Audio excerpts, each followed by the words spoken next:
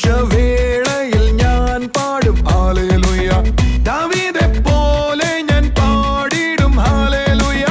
യേശുവിനായി ഞാൻ പാടിടും ഹല്ലേലൂയ. ദാവീദെ പോലെ ഞാൻ പാടിടും ഹല്ലേലൂയ. യേശുവിനായി ഞാൻ പാടിടും hallelujah. Hallelujah hallelujah hallelujah hallelujah hallelujah hallelujah hallelujah hallelujah hallelujah hallelujah hallelujah.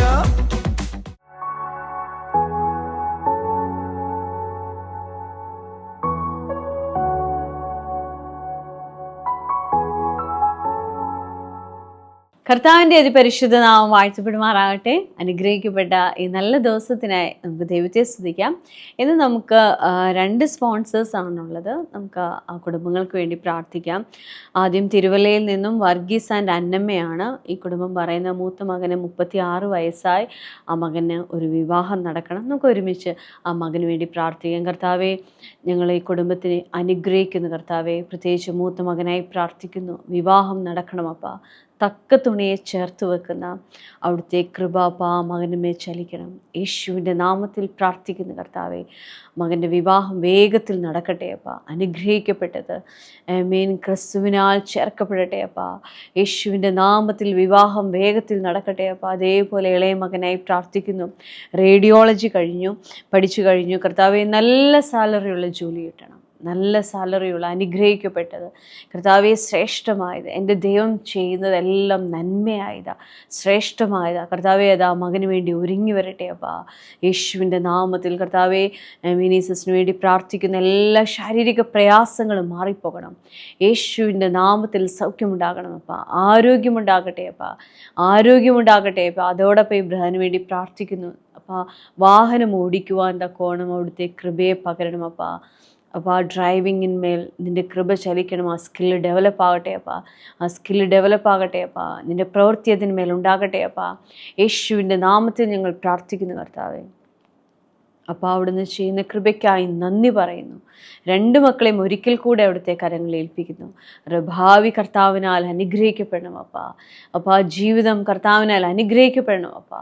അവിടുന്ന് ചെയ്തതിനായി നന്ദി പറയുന്നു. Thank you Jesus. എന്നാൽ അതോടൊപ്പം തന്നെ പെരുവയിൽ നിന്നും അന്നമ്മ എന്ന് പേരുള്ള ഒരു സിസ്റ്ററും കൂടെ ഈ പ്രോഗ്രാമിനെ സപ്പോർട്ട് ചെയ്തിട്ടുണ്ട്. ഈ സിസ്റ്റർ പറയുന്നത് തൻ്റെ ഉദരത്തിലൊരു ഫൈബ്രോയിഡ് ഉണ്ട്. അത് സർജറി കൂടാതെ തന്നെ സൗഖ്യമാകണം. നമുക്കൊരു നിമിഷം അതിനു വേണ്ടി പ്രാർത്ഥിക്കാം. അപ്പോൾ ആ യേശുവിൻ്റെ നാമത്തിൽ ഞങ്ങൾ ഈ കുടുംബത്തെ അനുഗ്രഹിക്കുന്നു കർത്താവേ. സർജറി കൂടാതെ തന്നെ അപ്പോൾ താൻ എന്ത് വിശ്വസിക്കുന്നു അതിന്മേൽ ദൈവത്തിൻ്റെ കൃപ ചലിക്കണം. സർജറി കൂടാതെ ആ ഫൈബ്രോയിഡ് തൻ്റെ ശരീരത്തിൽ നിന്ന് ചുരുങ്ങിപ്പോകട്ടെ അപ്പാ. യേശുവേ, അത് ചുരുങ്ങിപ്പോകട്ടെ അപ്പാ. യേശുവേ, അത് ചുരുങ്ങിപ്പോകട്ടെ അപ്പാ. സർജറി കൂടാതെ ഇത് ചുരുങ്ങിപ്പോകട്ടെ അപ്പാ. നിൻ്റെ കൃപ ചലിക്കണം അപ്പാ. സർജറി കൂടാതെ ഇത് ചുരുങ്ങിപ്പോകണം. സൗഖ്യമുണ്ടാകണം. BP നോർമലാകട്ടെ. തൈറോയിഡ് നോർമലാകട്ടെ അപ്പാ. കർത്താവേ, അമ്മ പൂർണ്ണ ആരോഗ്യത്തിലേക്ക് വരണം. പൂർണ്ണ സൗഖ്യത്തിലേക്ക് വരണം അപ്പാ. യേശുവേ, അവിടുന്ന് ചെയ്യുന്നതിനായി നന്ദി പറയുന്നു കർത്താവേ. അതോടൊപ്പം മകൾ BSc നഴ്സിംഗ് പഠിക്കുകയാണ്. ഉന്നതമായൊരു ജയത്തെ കൊടുക്കണം അപ്പാ. മകളുടെ ലൈഫിൽ കർത്താവിൻ്റെ കൃപ ചലിക്കണം. ഉന്നതമായൊരു ജയത്തെ കൊടുക്കണം അപ്പാ. യേശുവിൻ്റെ നാമത്തിൽ പ്രാർത്ഥിക്കുന്ന കർത്താവെ, കുടുംബം കർത്താവിനാൽ തൊടപ്പെടട്ടെ അപ്പാ. യേശുവേ, അനുഗ്രഹിക്കപ്പെടട്ടെ അപ്പാ. കർത്താവിനാൽ തൊടപ്പെടട്ടെ അപ്പാ. അനുഗ്രഹിക്കപ്പെടട്ടെ അപ്പാ. അവിടുന്ന് ചെയ്യുന്ന കൃപയ്ക്കായി നന്ദി പറയുന്നു. Thank you Jesus. ആമീൻ. ആമീൻ. ഈ 2 കുടുംബങ്ങളോടുമുള്ള നന്ദി അറിയിക്കുന്നു. കർത്താവ് ധാരാളമായി അനുഗ്രഹിക്കട്ടെ. ആമീൻ. പ്രാർത്ഥിച്ച ഓരോ വിഷയത്തിന്മേലും കർത്താവിൻ്റെ കൃപ ചലിക്കട്ടെ. TV പ്രേക്ഷക സംഗമം കട്ടപ്പനയിൽ മെയ് 15 രാവിലെ 10:30 മുതൽ. സ്ഥലം Kattappana municipal town hall, Aishwarya തിയേറ്ററിന് സമീപം. TV പ്രേക്ഷക സംഗമം തൃശൂരിൽ മെയ് 16 രാവിലെ 10:30 മുതൽ. സ്ഥലം community hall, Nehru Nagar, Kuriachira, Thrissur. Miracle Sunday കൊല്ലത്ത് മെയ് 19 രാവിലെ 8 മണി മുതൽ. സ്ഥലം district library hall, Sopanam auditorium. ഇന്ന് നമ്മൾ കേൾക്കാൻ പോകുന്നത് ഞാൻ ക്രിസ്തുവിലായിരിക്കുന്നു. ക്രിസ്തുവിൽ വിശ്വസിക്കുന്ന ഒരു വ്യക്തി ക്രിസ്തുവിലായിരിക്കുന്നു. യേശു എൻ്റെ ഉള്ളിൽ വസിക്കുന്നു എന്നതാണ്. ഇന്ന് ഇത് നിങ്ങളോട് സംസാരിക്കുമ്പോൾ അതിൽ നമ്മുടെ ഉള്ളിൽ യേശു വസിക്കുന്നുണ്ട്, അല്ലെങ്കിൽ പരിശുദ്ധാത്മാവ് എൻ്റെ ഉള്ളിൽ വസിക്കുന്നുണ്ട്. എൻ്റെ ജീവിതത്തിലുണ്ടാകുന്ന പ്രയോജനങ്ങൾ എന്തൊക്കെയാണ്? എന്തിനാണ് ദൈവജനം പറയുന്നത് നീ യേശുവിൽ ആയിരിക്കുന്നു, അല്ലെങ്കിൽ യേശു നിന്നിൽ വസിക്കുന്നു? എന്തിനാണ് ഇത്രയും പ്രാധാന്യത്തോടെ ദൈവജനം ഇത് പറയുവാനിടയാക്കുന്നത്? നമുക്ക് ആ ദൈവജനത്തിലേക്ക് പോകാം. നമ്മുടെ എല്ലാ അനുഗ്രഹങ്ങളും ക്രിസ്തുവിലാണ്. ദൈവജനത്തിലേക്ക് പോകാം. ശ്രദ്ധയോടെ കേട്ടാട്ടെ.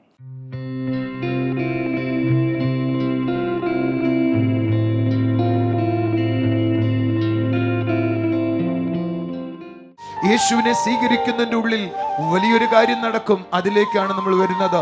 1 യോഹന്നാൻ 4:15 അവിടെ എഴുതിയിരിക്കുക, അവരുടെ ഉള്ളിൽ ആരെങ്കിലും യേശുവിനെ സ്വീകരിക്കുന്നതിൻ്റെ ഉള്ളിൽ ദൈവം വസിക്കാനായി തുടങ്ങും എന്ന് പറഞ്ഞാൽ, ആരെങ്കിലും ഞാൻ യേശുവിനെ കർത്താവെന്ന് അംഗീകരിച്ചാൽ ആ നിമിഷം മുതൽ യേശു അവൻ്റെ ഉള്ളിൽ വാസം ചെയ്യും. ഒരു പടി കൂടെ കയറി പറയട്ടെ, യേശു അവൻ്റെ ഉള്ളിൽ വാസം ചെയ്യുന്നു എന്നതുകൊണ്ട് തീർന്നില്ല. യേശുവിൻ്റെ ഉള്ളിൽ അവൻ വാസം ചെയ്യാനായി തുടങ്ങും. കുറച്ചും കൂടെ നന്നായി പറഞ്ഞാൽ, ഞാൻ അവനിലും അവൻ എന്നിലും വസിക്കാനായി തുടങ്ങും. എൻ്റെ കൂടെ ഉണ്ടെങ്കിൽ ഒരു ഹല്ലേലൂയ പറയാവോ? ഞാൻ കഴിഞ്ഞ ആഴ്ച പറയുമ്പോൾ പറഞ്ഞു, ക്രിസ്തീയ ജീവിതത്തിൻ്റെ ഏറ്റവും വലിയ സക്സസ് മുഴുവൻ ഇരിക്കുന്നത് ഈ വലിയ അണ്ടർസ്റ്റാൻഡിങ്ങിലാണ്. എൻ്റെ ചർച്ചിൽ വരുന്ന അനേകരെ പറയാറുണ്ട്, ബ്രദറെ ഞാൻ നാളുകളായി പള്ളിയിൽ വരികയാണ്, പക്ഷെ എൻ്റെ സ്ഥിതിക്ക് മാറ്റമില്ല. ഞാൻ നാളുകളായി വിശ്വസിക്കുകയാണ്, എൻ്റെ അവസ്ഥയ്ക്ക് മാറ്റമില്ല. ഞാൻ അനുഗ്രഹിക്കപ്പെടുന്നു, വിശ്വസിക്കുന്നു, എന്നാൽ എൻ്റെ അവസ്ഥയ്ക്ക് മാറ്റമില്ല. ഞാൻ നിങ്ങളോട് പറയട്ടെ, നിങ്ങൾ അനുഗ്രഹിക്കപ്പെടുമെന്ന് വിശ്വസിക്കുന്നത് കൊണ്ട് തന്നെ നിശ്ചയമായി ദൈവം നിങ്ങളെ അനുഗ്രഹിക്കും. പക്ഷെ ചോദ്യം, നിങ്ങളെ ദൈവം അനുഗ്രഹിക്കുന്ന വിധം എങ്ങനെയാണ്? എന്തുകൊണ്ടാണ് ദൈവം നിങ്ങളെ അനുഗ്രഹിക്കുന്നത്? നിങ്ങളതിന് മറുപടി പറയുന്നില്ല എങ്കിൽ ഞാൻ പറയാം, നിങ്ങൾ ക്രിസ്തുവിലായിരിക്കുന്നതാണ് അനുഗ്രഹത്തിൻ്റെ രഹസ്യം. കുറച്ചും കൂടെ നന്നായി പറഞ്ഞാൽ, ഞാൻ ക്രിസ്തുവിലായിരിക്കുന്നു എന്ന ബോധ്യം നിങ്ങളുടെ അകത്ത് ഭരിക്കുന്നില്ല എങ്കിൽ ഞാൻ നിങ്ങളോടൊരു വാചകം പറയാം, അനുഗ്രഹങ്ങൾ പിശാച് ഒരുപക്ഷെ തടഞ്ഞു വെക്കാൻ ശ്രമിച്ചെന്ന് വരാം, അവൻ നിങ്ങളെ മുതലാക്കിയെന്ന് വരാം, അവൻ നിന്നെ കളിപ്പിച്ചെന്ന് വരാം. എന്നാൽ നീ ക്രിസ്തുവിലാണ് എങ്കിൽ സകല അനുഗ്രഹങ്ങളും നിനക്കുള്ളതാണ്. ഒരു നല്ല ഹല്ലേലൂയ പറഞ്ഞാട്ടെ. ഞാൻ പലപ്പോഴും ചിന്തിക്കാറുണ്ട്, പരിശുദ്ധാത്മാവ് എൻ്റെ ഉള്ളിൽ വന്നത് എന്തിനു വേണ്ടിയാ? നമ്മൾ ആദ്യ വാക്കിൽ പറയാം, അത് നിത്യതയ്ക്കായി എന്നെ ഒരുക്കേണ്ടതിന് വേണ്ടിയാ. എന്നാൽ ഒരു വാചകം കൂടെ പറയട്ടെ, 1 യോഹന്നാൻ 3:24 നിങ്ങൾക്ക് വായിക്കാവോ? അവൻ നമ്മിൽ വസിക്കുന്നു എന്ന് അവൻ നമുക്ക് തന്ന ആത്മാവിനാൽ നാം അറിയുന്നു. തൻ്റെ ആത്മാവിനെ അവൻ നമുക്ക് തന്നതിന് വേറൊരു ഉദ്ദേശം കൂടെ ഉണ്ട്. യേശു എൻ്റെ ഉള്ളിൽ വസിക്കുന്നു എന്നും ഞാൻ അവൻ്റെ ഉള്ളിൽ വസിക്കുന്നു എന്നും എൻ്റെ ആത്മാവിനും മനസ്സിലാക്കി തരാൻ കൂടെയാണ് പരിശുദ്ധാത്മാവ് എൻ്റെ ഉള്ളിൽ വന്നത്. ഒരു നല്ല ഹല്ലേലൂയ പറഞ്ഞാട്ടെ. അപ്പോൾ യേശുവിൻ്റെ ആത്മാവ് എൻ്റെ ഉള്ളിൽ വന്നതിന് വലിയൊരു ഉദ്ദേശമുണ്ട്. ഒന്ന്, നിത്യതയാണ്, ഏറ്റവും പ്രധാനം അതാണ്. 2, ഒരു വാക്ക് കൂടെ പറയാം, അബ്ബാ പിതാവേ എന്ന് വിളിക്കുന്ന പുത്രത്വത്തിന്റെ ബോധ്യം തരാനാണ്. 3, വേദപുസ്തകം പറയുന്നത് ക്രിസ്തുവിൽ നീ ആയിരിക്കുന്നു എന്ന ബോധ്യം തരാനാണ്. എന്തിനാ നീ ക്രിസ്തുവിലായിരിക്കുന്നു എന്ന ബോധ്യം തരുന്നത്? സഹോദരങ്ങളെ, ക്രിസ്തുവിലാണ് സകല നന്മകളും. ഞാൻ യേശുവിലായിരിക്കുന്നു എന്ന അവബോധ്യത്തിൽ സഞ്ചരിക്കുന്ന ഒരാളും ഒരു അനുഗ്രഹത്തിൽ നിന്നും കുറവ് വരികയില്ല. ഒന്ന് ചേർന്ന് കൈയടിച്ചൊരു ആമീൻ പറഞ്ഞ് ഒന്നും കൂടെ ഞാൻ ആവർത്തിച്ച് പറയട്ടെ, ഞാൻ ക്രിസ്തുവിലായിരിക്കുന്നു എന്ന ബോധ്യത്തിൽ ആരെങ്കിലും ഇന്ന് പകൽ എന്നെ കേൾക്കുന്നുവെങ്കിൽ അവർക്കൊരു അനുഗ്രഹത്തിനും കുറവ് വരത്തില്ല. 1-ാമത്തെ വാചകം, കഴിഞ്ഞ ആഴ്ച തൊട്ടതാണ് ഞാൻ ആ വാചകം. 1-ാമത്തെ വാചകം, സ്വർഗത്തിലെ സകല ആത്മീയ അനുഗ്രഹങ്ങളും ക്രിസ്തുയേശുവിൽ ദൈവം നിങ്ങൾക്ക് തന്നിരിക്കുകയാണ് എന്ന് പറഞ്ഞാൽ, നിങ്ങൾ യേശുവിലാണെങ്കിൽ സ്വർഗത്തിലെ സകല അനുഗ്രഹങ്ങളും ഉണ്ട്. ഒരു ഹല്ലേലൂയ പറഞ്ഞാട്ടെ. ചേർന്ന് കൈയടിച്ചൊരു ആമേൻ പറഞ്ഞാട്ടെ. ഒന്നും കൂടെ പറയാം, ഞാൻ യേശുവിലാണെങ്കിൽ സ്വർഗത്തിലെ സകല ആത്മീയമായ അനുഗ്രഹങ്ങളുണ്ട്. എന്റെ ഭാഷയിൽ പറഞ്ഞ പിന്നീട് നീ കൃപാവരമേ വരമേ വരമേ എന്ന് പറഞ്ഞ് കരയത്തില്ല. നിന്റെ ഉള്ളിൽ അത് ഒഴുകാനായി തുടങ്ങും. നിന്റെ ഉള്ളിൽ അത് ഒഴുകാനായി തുടങ്ങും. എന്റെ കൂടെ പറയാവോ, ഞാൻ ക്രിസ്തു യേശുവിലാണ്, ഞാൻ യേശു ക്രിസ്തുവിലാണ്, ഞാൻ യേശു ക്രിസ്തുവിലാണ്. ഞാൻ യേശുവിലാണ്. അതുകൊണ്ട് സ്വർഗത്തിലെ സകല ആത്മീയ അനുഗ്രഹങ്ങളും സ്വർഗത്തിലെ സകല ആത്മീയ അനുഗ്രഹങ്ങളും എന്റെ ഉള്ളിലുണ്ട്, എന്റെ ഉള്ളിലുണ്ട്. കാരണം ഞാൻ ക്രിസ്തുവിലാണ്, കാരണം ഞാൻ ക്രിസ്തുവിലാണ്. ഞാൻ ക്രിസ്തുവിലായിരിക്കുന്നത് കൊണ്ട് സകല ആത്മീയ അനുഗ്രഹങ്ങളുമുണ്ട്, സകല ആത്മീയ അനുഗ്രഹങ്ങളുമുണ്ട്, സകല ഭൗതിക അനുഗ്രഹങ്ങളുമുണ്ട്. ഞാൻ അനുഗ്രഹിക്കപ്പെട്ടവനാണ്. ഇത് നമ്മുടെ അകത്ത് വരണം. അപ്പോ അനുഗ്രഹങ്ങളുടെ രഹസ്യം എന്നോട് കൂടെ എഴുന്നേറ്റൊന്നു പറയാവോ? എന്റെ അനുഗ്രഹത്തിന്റെ രഹസ്യം ഞാൻ വിശ്വസിക്കുന്നത് മാത്രമല്ല, എന്ന് പറഞ്ഞേ, ഞാൻ വിശ്വസിക്കുന്നത് മാത്രമല്ല, ഞാൻ ക്രിസ്തുവിലായിരിക്കുന്നു എന്ന ബോധ്യമാണ് എന്റെ അനുഗ്രഹത്തിന്റെ രഹസ്യം. എന്ന് പറഞ്ഞേ, ക്രിസ്തുവിൽ ഞാനാണ്. എല്ലാവരും പറ, ഞാൻ യേശുവിലാണ്, ഞാൻ യേശുവിലായിരിക്കുന്നു. എന്റെ അനുഗ്രഹത്തിന്റെ രഹസ്യം ഞാൻ യേശുവിലായിരിക്കുന്നതാണ്. ഞാൻ യേശുവിലായിരിക്കുന്നു. ഒന്നും കൂടെ കൈയടിച്ചു പറ, ഞാൻ യേശുവിലായിരിക്കുന്നു. നോക്ക, എന്റെ കൂടെ ഒരിക്കൽ കൂടെ പറ, ഞാൻ ക്രിസ്തുവിലായിരിക്കുന്നു എന്ന ബോധ്യമാണ് സകല ആത്മീയവും ഭൗതികവുമായ അനുഗ്രഹത്തിന്റെ രഹസ്യം. ആമേൻ. ഇരിക്കാം. ഒരു വാക്യത്തിലേക്ക് നമുക്കൊന്ന് വരാം. ഒരു വാക്യം ഒന്ന് വായിക്കാം നമുക്ക്. അത് വണ്ടർഫുൾ ജീസസ്, എഫേസ്യ ലേഖനം അതിന്റെ 3-ാം അധ്യായം 6-ാം വാക്യമാണ്. അതോ ജാതികൾ സുവിശേഷത്താൽ, നിങ്ങൾ എന്നെ ഒന്ന് ശ്രദ്ധിച്ച് കേൾക്കണേ. അതോ ജാതികൾ, അല്ലെങ്കിൽ അതിന് വേറെ വാക്ക് പറയാം, അതോ നമ്മൾ ഓരോരുത്തരും ക്രിസ്തുവേശുവിൽ, നിങ്ങൾ ആ വാചകത്തിന് അടിയിൽ നിന്ന് അണ്ടർലൈൻ ചെയ്യാവോ? ക്രിസ്തുവേശുവിൽ കൂട്ടവകാശികളും ഏക ശരീരസ്ഥരും വാഗ്ദത്തത്തിൽ പങ്കാളികളാകണമെന്നുള്ളത് തന്നെ. എന്താ ഈ പറഞ്ഞു വെച്ചിരിക്കുന്ന പൗലോസ് പറയുക, ആരെങ്കിലും സുവിശേഷം കേട്ടാൽ, യേശുവിനെ കേട്ടാൽ, ആ സുവിശേഷം കേട്ട ഒരു വ്യക്തിയുടെ അകത്ത് യേശുവിൽ വിശ്വസിക്കാൻ തയ്യാറായാൽ, ഓ ഭയങ്കര കാര്യമാകട്ടോ. അടുത്ത വാചകം പറയുക, ആ നിമിഷം മുതൽ ഇസ്രായേൽ പൗരതയോട്, കുറച്ചും കൂടെ കയറി പറയാം, ദൈവത്തിന്റെ അനുഗ്രഹങ്ങളോട് അവൻ കൂട്ടവകാശിയായി തീരുകയാണ്. പൗലോസ് റോമർക്ക് എഴുതുമ്പോൾ വേറൊരു വിധത്തിൽ ഈ വാചകത്തെ പറഞ്ഞു, മക്കളെങ്കിൽ അവകാശികളും ദൈവത്തിന് അവകാശികളും ക്രിസ്തുവിന് കൂട്ടവകാശികളുമാണ് എന്ന് പറഞ്ഞാൽ, ഞാൻ ദൈവത്തിൻ്റെ യേശു ക്രിസ്തുവിൻ്റെ കുടുംബത്തിലേക്ക് അംഗമായാൽ, അല്ല കുറച്ചും കൂടെ നന്നായി പറഞ്ഞാൽ, ഞാൻ യേശുവിനെ ദൈവമായി അംഗീകരിച്ചാൽ, ദൈവഭവനത്തിലെ സകല അനുഗ്രഹങ്ങൾക്കും ഞാൻ കൂട്ടവകാശിയായിരിക്കുകയാണ്. ഇത് ഇത്ര വലുതായി ചിന്തിക്കുവാൻ, ഇതൊറ്റ വാക്കിൽ പറഞ്ഞു തീർക്കുവാൻ ഒരു പ്രസംഗത്തിനെ കൊണ്ടും കഴിയത്തില്ല, ഒരു ലോകത്തിൽ ഒരു മനുഷ്യനും കൊണ്ട് കഴിയത്തില്ല. ദൈവത്തിൻ്റെ കൂട്ടവകാശിയോ അത് നമുക്ക് മനസ്സിലാകുന്നതിനൊക്കെ അപ്പുറമാണ്. ദൈവത്തിൻ്റെ കൂട്ടവകാശിയോ നമുക്ക് മനസ്സിലാകുന്നതിനേക്കാൾ അപ്പുറമാണ്. പക്ഷേ ഒരു കാര്യം വളരെ ലളിതമായിട്ട് പറയാം, ഈ ഭൂമിയുടെയും ഈ ലോകത്തിലെ സകല നന്മയുടെയും ഭൗതികമായ സകല അനുഗ്രഹങ്ങളുടെയും സ്വർഗത്തിലെ സകല ആത്മീയമായ അനുഗ്രഹങ്ങളുടെയും കൂട്ടവകാശി ഞാനായി തീരുകയാണ്. രണ്ടാമത്തെ വാക്ക്, അടുത്ത വാചകം പറയാം, ക്രിസ്തുവേശുവിൽ ഞാൻ ഏക ശരീരസ്ഥനാണ് എന്ന് പറഞ്ഞാൽ അർത്ഥം എന്തുവാ? അത് നമുക്ക് വേറെ അവസരത്തിൽ ചിന്തിക്കാം. വേശ്യയോട് പറ്റിച്ചേരുന്നവൻ അവളുമായി ഒരു ശരീരമായിരിക്കുന്നത് പോലെ പൗലോസ് പറയുന്നത്, ക്രിസ്തുവിനോട് ചേരുന്നവൻ അവർ ഒരു ശരീരമായി തീരുകയാണ്, ഒരു ആത്മാവായി തീരുകയാണ്. എൻ്റെ കൂടെ ഉണ്ടോ? ഏക ശരീരസ്ഥരും. ഇനി അടുത്ത വാചകം ശ്രദ്ധിച്ചേ, വാഗ്ദത്തങ്ങൾക്ക് പങ്കാളിയും. അപ്പോൾ ആരെങ്കിലും യേശുവിലേക്ക് വന്നാൽ ദൈവത്തിൻ്റെ സകല അനുഗ്രഹങ്ങൾക്കും കൂട്ടവകാശിയും. ഈ ഭൂമിയിൽ വാഗ്ദത്തങ്ങൾ എന്ന് പറയുന്നത് ഏതാണ്? ഒരു വാഗ്ദത്തമാണ് പറയുന്നതെങ്കിൽ അത് നിത്യജീവൻ മാത്രമായി പോയനെ. പക്ഷെ ഇവിടെ എഴുതിയിരിക്കുന്നത് വാഗ്ദത്തത്തിൽ പങ്കാളികളുമാണ്.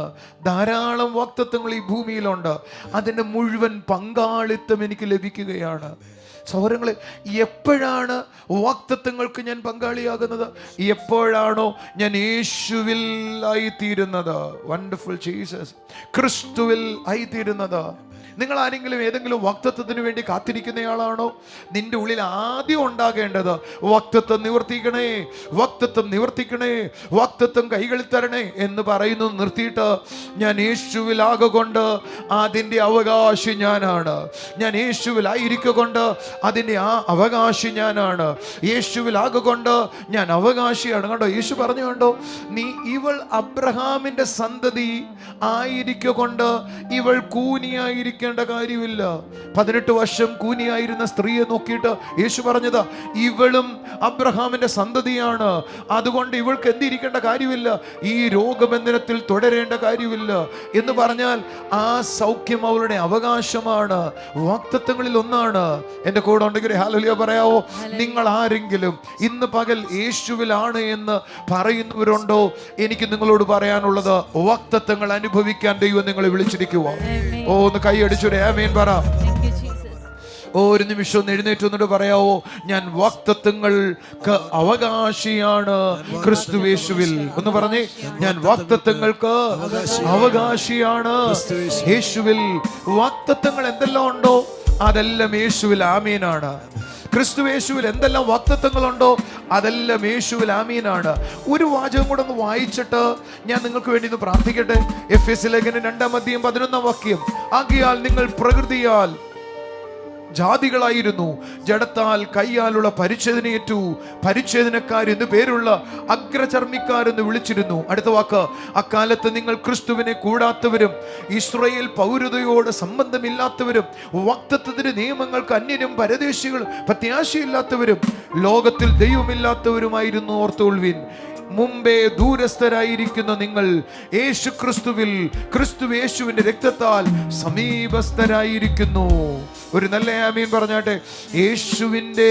യേശു ക്രിസ്തുവിൽ ആകുന്ന നിമിഷം മുതൽ വേദപുസ്തകം പറയുക, നിങ്ങൾ വാഗ്ദത്തങ്ങൾക്ക് അവകാശിയാണ്. ഒന്ന് കൈകളടിച്ചൊരു ഹല്ലേലൂയ പറയാവോ?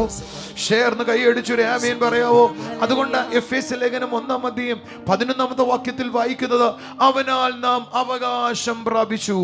എന്റെ കൂടെ ഉണ്ടെങ്കിൽ എന്ന് പറഞ്ഞേ, അവനാൽ നാം എന്ത് ചെയ്തു? അവകാശങ്ങൾ പ്രാപിച്ചു. ഇനി ഒരു ചോദ്യം ചോദിക്കാം. നിങ്ങൾ ആരെങ്കിലും എന്നെ കേൾക്കുന്നവരിൽ വാഗ്ദത്തങ്ങൾ നിവർത്തീകരണത്തിനായി ആഗ്രഹിക്കുന്നവരാണോ? എങ്കിൽ ഈ പകൽ നിങ്ങളുടേതാണ്.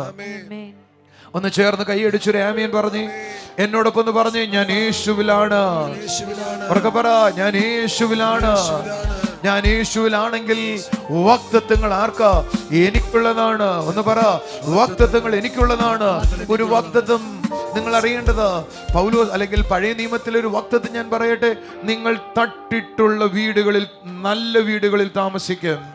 ഒന്ന് പറഞ്ഞേ, നല്ല തട്ടിട്ടുള്ള വീടുകളിൽ താമസിക്കും. ഉറക്കെ പറ, നല്ല വീടുകളിൽ, തട്ടിട്ടുള്ള വീടുകളിൽ താമസിക്കും. എന്താ നിങ്ങളൊന്ന് കൈയടിക്കാത്തെ? നിങ്ങളുടെ ആവേശം പോയോ? ഭൗതികമായ കാര്യങ്ങൾ പറയുമ്പോഴാണ് പലപ്പോഴും നമുക്ക് ആവേശം വരുന്നേ. ഒരു നല്ല ആമീൻ പറഞ്ഞാട്ടെ. ശബ്ദകർത്തരി ഹല്ലേലൂയ പറഞ്ഞാട്ടെ. ഒന്ന്, ക്രിസ്തുവേശുവിൽ നിങ്ങളാണെങ്കിൽ വാഗ്ദത്തം നിനക്കുള്ളതാണ്. വേദപുസ്തകം പറയുക, തട്ടിട്ടുള്ള വീടുകളിൽ നിങ്ങൾ താമസിക്കും. ഈ പകൽ ചിലരത് അനുഭവിക്കട്ടെ. ഈ പകൽ ചിലരത് അനുഭവിക്കട്ടെ. കർത്താവേ, ഞങ്ങൾ ഒരുമിച്ച് കൽപ്പിക്കുകയാണ്, ഒരുമിച്ച് റിലീസ് ചെയ്യുകയാണ്. ചില വാഗ്ദത്തങ്ങൾ ഈ പകൽ ചിലർ അനുഭവിക്കട്ടെ. വീടില്ലാതെ നിൽക്കുന്ന ചിലർ ഈ യൂട്യൂബിൽ എന്നെ കാണുന്നുണ്ട്. വീടില്ലാതെ നിൽക്കുന്ന ചില കുടുംബങ്ങൾ എന്നെ ശ്രദ്ധിക്കുന്നുണ്ട്. വീടില്ലാതെ നിൽക്കുന്ന ചിലരെ ഇപ്പോൾ ഈ സ്റ്റുഡിയോയിലുണ്ട്. എനിക്ക് പറയാനുള്ളത്, വാഗ്ദത്തങ്ങൾ വിശ്വസ്തനായ ദൈവം. വേദപുസ്തകം പറയുന്നത്, അവൻ വാഗ്ദത്തങ്ങളിൽ വിശ്വസ്തനാണ്. ഒന്ന് കൈയടിച്ചു പറ, അവൻ വാഗ്ദത്തങ്ങളിൽ വിശ്വസ്തനാണ്.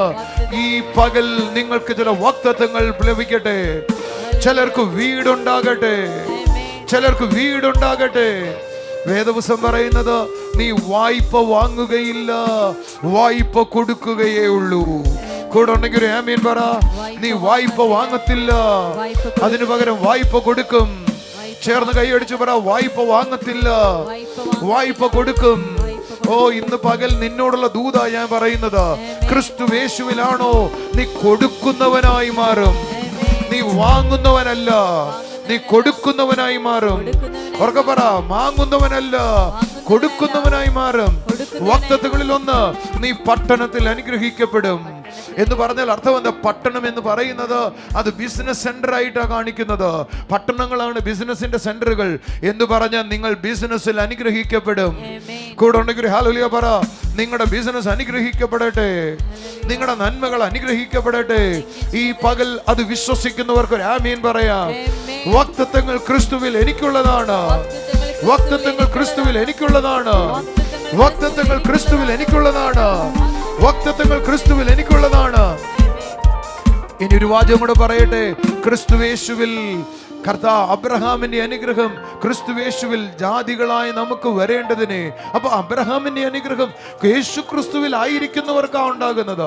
കുറച്ചും കൂടെ നന്നായി പറഞ്ഞ, നമ്മളെല്ലാം ക്രിസ്ത്യാനികളാണ്, വിശ്വാസിയാണ്. പക്ഷെ അറിയേണ്ടത് യേശുവിലാണെന്ന ബോധ്യം വരുമ്പോഴാ അബ്രഹാമിന്റെ അനുഗ്രഹം വരുന്നത്. അബ്രഹാമിന്റെ ഒരു അനുഗ്രഹം പറയട്ടെ. അബ്രഹാം ദൈവത്തിന്റെ സ്നേഹിതനായിരുന്നു. കുറച്ചും കൂടെ കയറി പറഞ്ഞാൽ ഈ വാഗ്ദത്തം നിനക്കുള്ളതാണ്. ഓ, ചേർന്നൊരു ആമേൻ എന്ന് പറഞ്ഞാൽ, യേശുവിലാണോ പിതാവാം ദൈവത്തോട്, പുത്രനാം ദൈവത്തോട് ഒരു സുഹൃത്തിനെ പോലെ സംസാരിപ്പാൻ ദൈവം നിനക്ക് കൃപ തന്നിരിക്കുകയാണ്. നിത്യത, അബ്ബാ പിതാവേ എന്ന പുത്രത്തിൻ്റെ അവകാശം, അതേപോലെ വാഗ്ദത്തങ്ങൾ, എല്ലാ അനുഗ്രഹങ്ങളും, ദൈവവചനത്തിൽ പറഞ്ഞിരിക്കുന്ന സകല നന്മകളും എനിക്ക് ലഭിക്കുന്നത് ക്രിസ്തുവേശുവിൽ ഞാൻ ആയിരിക്കുമ്പോൾ മാത്രമാണ് ഇതെല്ലാം എനിക്ക് അനുഭവിക്കാൻ കഴിയുന്നത്. ആ ബോധമാണ് എന്നിൽ ചലിക്കേണ്ടത്. ആ ബോധത്തിലായിരിക്കണം ഞാൻ ആയിരിക്കേണ്ടത്. അപ്പോഴാണ് ആ അനുഗ്രഹങ്ങളെല്ലാം എനിക്ക് ആയിത്തീരാനും അനുഭവിക്കാനും ഒക്കെ കഴിയുന്നത്. കർത്താവ് നിങ്ങളെ ധാരാളമായി അനുഗ്രഹിക്കട്ടെ. നമുക്കിനി ചില സാക്ഷ്യങ്ങൾ കാണാം.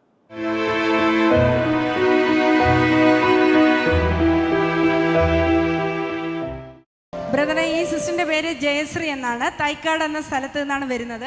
2 വർഷത്തോളം സിസ്റ്ററിന് ബ്ലീഡിംഗ് ഉണ്ടായിരുന്നു. ഓരോ മാസവും 14 ദിവസത്തോളം നീണ്ടു നിൽക്കും. എന്നാൽ 2022 ഒക്ടോബർ മാസം ബ്രദറിന്റെ അടുക്കൽ വന്ന് പ്രാർത്ഥിച്ചു. 2022 ഒക്ടോബർ. ഒരു വർഷമായി സിസ്റ്ററിന് ബ്ലീഡിംഗ് ഇല്ല. കർത്താവ് തന്നെ തൊട്ട് പൂർണ്ണമായി സൗഖ്യമാക്കി എന്ന് സാക്ഷ്യം. 2 വർഷമായിട്ട് ബ്ലീഡിംഗ് ആയിരുന്നു. 14 ദിവസം വരെ നിലനിൽക്കുമായിരുന്നു. എന്നാൽ കഴിഞ്ഞ 2022 ഒക്ടോബറിലാണ് കർത്താവ് തൊട്ടത്. കർത്താവ് പൂർണ്ണമായിട്ടും സൗഖ്യമാക്കി. കൈ അടിച്ച് കർത്താവിനെ സ്തുതിക്കാവോ? തൻ്റെ മകൻ അനീഷിനെ വിദേശ പഠനത്തിന് അപ്ലൈ ചെയ്തിരുന്നു. ഓഗസ്റ്റ് 4 അപ്ലൈ ചെയ്തത്. അപ്രൂവൽ ആകുന്നതിന് 25 വർക്കിംഗ് ഡേയ്സ് വേണം. സെപ്റ്റംബർ 17 വരെ കാത്തിരുന്നു, ആയില്ല. സെപ്റ്റംബർ 17 ബ്രദറിന്റെ അടുക്കൽ വന്ന് പ്രാർത്ഥിച്ചു. സെപ്റ്റംബർ 22 അപ്രൂവലായി. സെപ്റ്റംബർ 26 അയർലൻഡിൽ പോകാൻ കഴിഞ്ഞു. കഴിഞ്ഞ ആഴ്ച ക്ലാസ് അറ്റൻഡ് ചെയ്യാൻ സാധിച്ചു എന്നാണ് സാക്ഷ്യപ്പെടുത്തുന്നത്. അടിപൊളി. കർത്താവ് ചെയ്ത എല്ലാ നന്മയ്ക്കും നന്ദി. എങ്ങനെയാ ആരംഭം? ഒരു എങ്ങനെയാ? ദൈവം ചെയ്ത ഉപകാരങ്ങൾ നന്ദി പറഞ്ഞാരാ. അതുപോലെ തന്നെ സിസ്റ്ററിന് ബാങ്ക് ലോൺ ഉണ്ടായിരുന്നു. നെയ്യാറ്റിൻകരയിലെ നാട്ടിലെ ഉണർവിൽ ജപ്തിയും ലോണും ഉള്ളവർക്ക് വേണ്ടി ബ്രദർ പ്രാർത്ഥിച്ചു. നെയ്യാറ്റിൻകര നാട്ടിലെ ഉണർവിന് വേണ്ടി പ്രാർത്ഥിച്ചു. ഉണർവിൽ പ്രാർത്ഥിച്ചു. സിസ്റ്റർ ഇപ്പോൾ സാക്ഷ്യപ്പെടുത്തുന്നത് കഴിഞ്ഞ ദിവസം തന്റെ ഒരു ലോൺ ക്ലോസ് ആയി.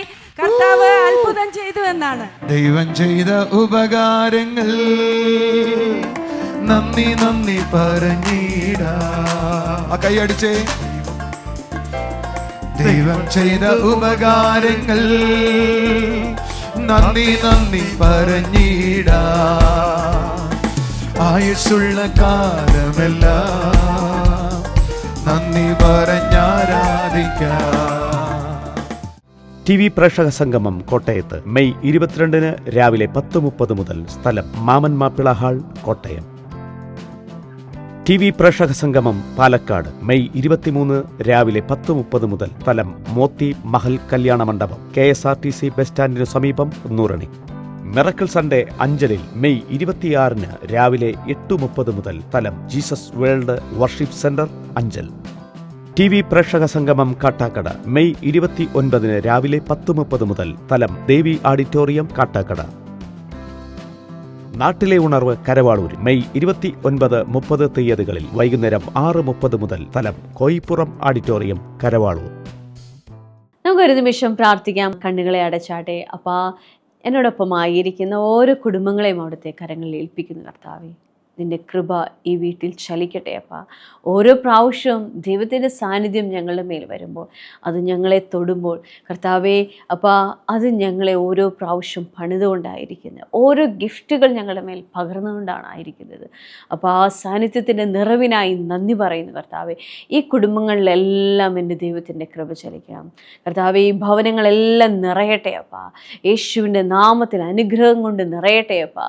നന്മകൾ കൊണ്ട് നിറയട്ടെ അപ്പാ. കർത്താവെ സമാധാനം കൊണ്ട് നിറയട്ടെ അപ്പാ. ആമേൻ. ആനന്ദം കൊണ്ട് നിറയട്ടെ അപ്പാ. കർത്താവെ അവിടുന്ന് ചെയ്യുന്ന പ്രവൃത്തിക്കായി നന്ദി പറയുന്നു കർത്താവെ, നന്ദി പറയുന്നു കർത്താവെ. Thank you Jesus, thank you Jesus. ആമേൻ. അപ്പാ ജോലിക്ക് പോകുന്ന ഒരു വ്യക്തിക്കായി പ്രാർത്ഥിക്കുകയാണ്. അദ്ദേഹം ഒത്തിരി സാലറിയുള്ള ഒരു ജോലിയൊന്നും അല്ല തനിക്കുള്ളത്. അന്ന് താൻ പോകുന്ന ഇരുചക്ര വാഹനത്തെ പ്രതി താൻ വേദനയോടായിരിക്കുന്നു. അതുമായി ബന്ധത്തിൽ ഭാരത്തോടായിരിക്കുന്ന ഒരു വ്യക്തിയുടെ മേൽ കർത്താവിൻ്റെ കൃപ ചലിക്കുകയാണ്. യേശുവിൻ്റെ നാമത്തിൽ പ്രാർത്ഥിക്കുന്നു. വഴികളെ തുറക്കണമേ അപ്പാ, വഴികളെ തുറക്കണമേ അപ്പാ. നിൻ്റെ കൃപയ്ക്കായി നന്ദി പറയുന്നു പിതാവേ. Thank you Jesus, thank you Jesus. I mean അതോടൊപ്പം തന്നെ എനിക്കൊരു വ്യക്തിയെ കാണാം. ആ വ്യക്തിയുടെ ഉദരത്തിൽ ചില പ്രശ്നമായിട്ടാണ് ഇരിക്കുന്നത്. ഉദരം കുറച്ച് വീർത്ത്, ഫൈബ്രോയിഡ് ആണോ ലിവറിന് പ്രയാസമാണോ എന്ന് എനിക്ക് മനസ്സിലാവുന്നില്ല. പക്ഷേ ആ വ്യക്തിയുടെ വയറ് വീർത്തിട്ടാണ് കർത്താവിനെ കാണിക്കുന്നത്. എന്നാൽ കർത്താവിൻ്റെ സൗഖ്യം ആ വ്യക്തിയുടെ മേൽ വരികയാണ്. യേശുവിൻ്റെ നാമത്തിൽ, യേശുവിൻ്റെ നാമത്തിൽ കർത്താവേ നിൻ്റെ കൃപ ചലിക്കണം അപ്പാ. ആ സൗഖ്യം ചലിക്കട്ടെ അപ്പാ, ആ സൗഖ്യം ചലിക്കട്ടെ അപ്പാ, ആ സൗഖ്യം ചലിക്കട്ടെ അപ്പാ. നിൻ്റെ പ്രവൃത്തിക്കായി നന്ദി പറയുന്നു കർത്താവേ. Thank you Jesus. അപ്പോൾ അവിടുന്ന് ചെയ്തതിനായി സ്തോത്രം. എന്നോടൊപ്പം ആയിരിക്കുന്ന ഓരോ കുടുംബങ്ങളെയും അവിടുത്തെ കരങ്ങളിൽ ഏൽപ്പിക്കുന്നു കർത്താവേ. അപ്പോൾ രോഗസൗഖ്യം അവകാശമാകുന്നുവല്ലോ. അപ്പോൾ ആയിരിക്കുന്ന എല്ലാവരും സൗഖ്യമാവട്ടെ അപ്പാ. അവരായിരിക്കുന്ന പ്രശ്നങ്ങളിൽ നിന്ന് പൂർണ്ണമായൊരു വിടുതലുണ്ടാകട്ടെ അപ്പാ, ആരോഗ്യമുണ്ടാകട്ടെ അപ്പാ.